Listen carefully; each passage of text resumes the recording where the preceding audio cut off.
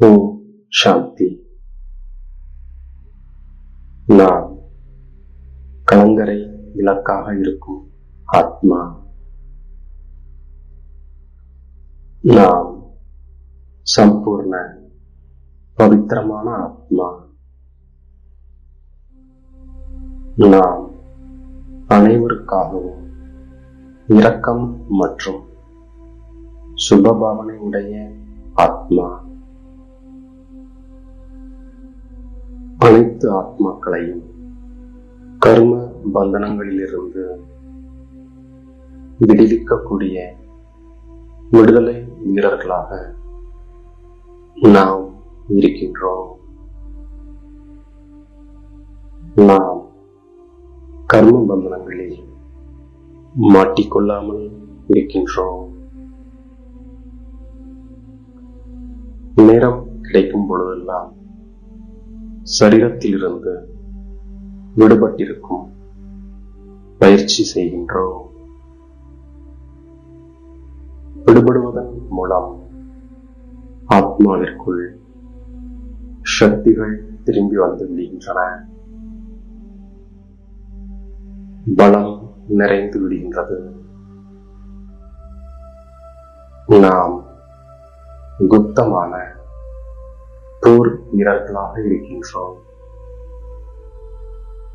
ஆகவே நாம் கவனமாக இருக்கின்றோம். ஒரு தந்தையின் நினைவில் இருக்கின்றோம். அசிரியாகி இருக்கின்றோம்.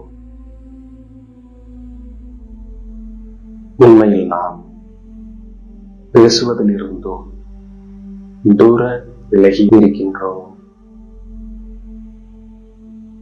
நமக்கு தந்தையின் கட்டளை கிடைத்திருக்கின்றது. தந்தையை நினைவு செய்யாமல் விக்ரமாஜித் ஆக முடியாது. நம்மை ஆத்மா என்று புரிந்து தந்தையை நினைவு செய்கின்றோம்.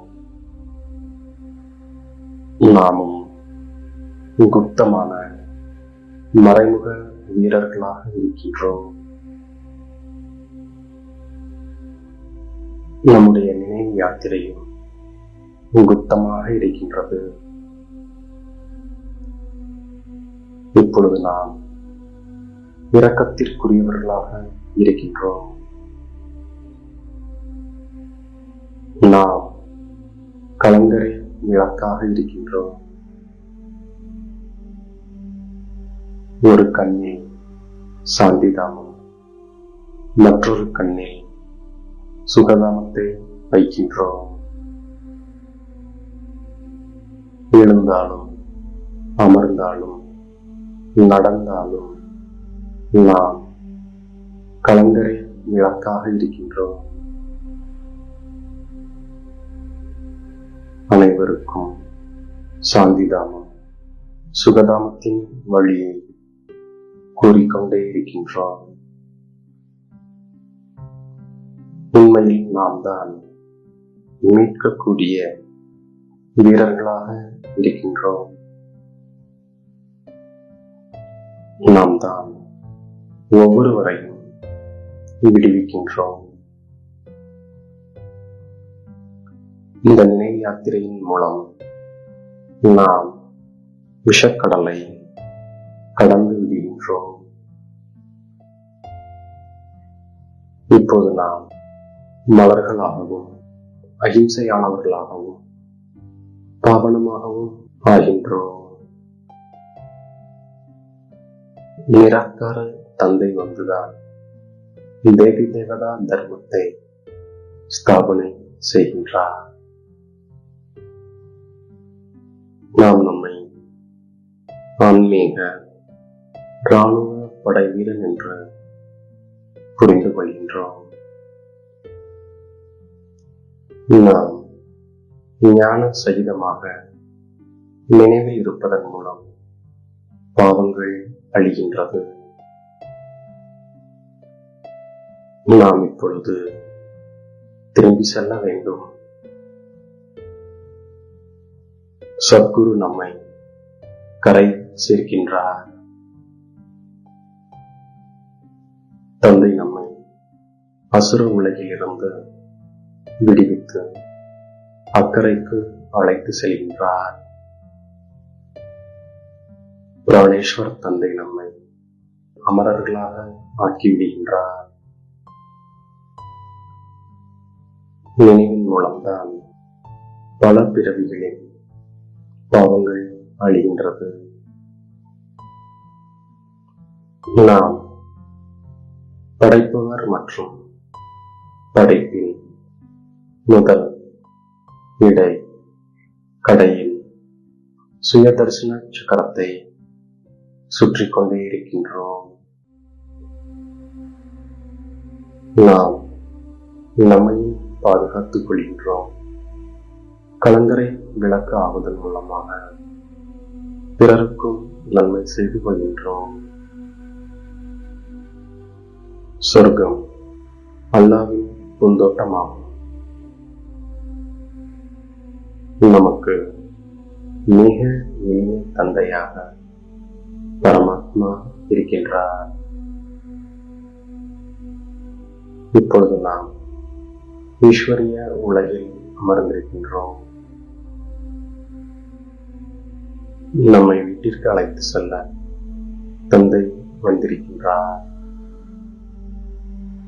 தந்தை பிரம்மாண்டத்திற்கு எஜமானராக இருக்கின்றார். நாம் உலகிற்கு எஜமானர்களாக ஆகின்றோம். நாம் மிகவும் நல்லவர்களாக இருக்கின்ற பொழுது நமக்கு உதவித்தொகை கிடைக்கின்றது. தந்தைக்கு சமமாகுவதற்கு தூய்மையின் அடித்தளத்தை நாம் உறுதியாக்குகின்றோம். அடித்தளத்தில் பிரம்மச்சரியத்தின் விரதம் தாரணை செய்வது பொதுவான விஷயம். இதில் மட்டுமே குஷி அடைந்து விடாமல் இருக்கின்றோம். திருஷ்டி உள்ளுணர்வில் தூய்மையை மேலும் அடிக்கோடிட்டுக் கொள்கின்றோம். கூடவே நமது சம்ஸ்காரங்களை சுத்தமாக, ஞான சுரூபமாக, சக்தி சுரூபமாக ஆக்குகின்றோம். சங்கல்பத்தில் அதிகப்படியான குறை இருப்பதால் இந்த பலவீனங்களை நீக்கி சம்பூர்ண பவித்ர ஆத்மாவாக நாம் ஆகின்றோம். கலங்கரை விளக்காகி அனைவருக்கும் சாந்திதாமம், சுகதாமத்தின் வழியை கூறுகின்றோம். அனைவரின் படரையும் துக்கதாமத்திலிருந்து விடுவிக்கும் சேவை செய்கின்றோம். நமக்கும் பிறருக்கும் நமக்கு நாமே நன்மை செய்து கொள்கின்றோம். நமது சாந்தி சொரூப ஸ்திதியில் நிலைத்திருந்து சரீரத்திலிருந்து விடுபட்டிருக்கக்கூடிய பயிற்சியை நாம் செய்கின்றோம். நினைவின் பொழுது கண்களை திறந்து கொண்டே அமர்கின்றோம். புத்தியில் படைப்பவர் மற்றும் படைப்பின் சிந்தனை செய்கின்றோம். நம்முடைய சங்கல்பங்களை சுத்தமாக, ஞான சொரூபமாக மற்றும் சக்தி சொரூபமாக ஆக்கக்கூடிய சம்பூர்ண பவித்ர ஆத்மா நாம். பார்வையில் அனைவருக்காக இரக்கம் மற்றும் சுபபாவனை வைத்திருந்து அவமானத்தின் அம்சத்தை முடித்துவிடக்கூடிய ஆத்மா நாம். நம்மை தேடி கண்டெடுத்த இனிமேலும் இனிமையான தாயும் தந்தையுமாகிய பாப் தாதாவிற்கு கோடான கோடி நமஸ்காரங்கள். ஓம் சாந்தி.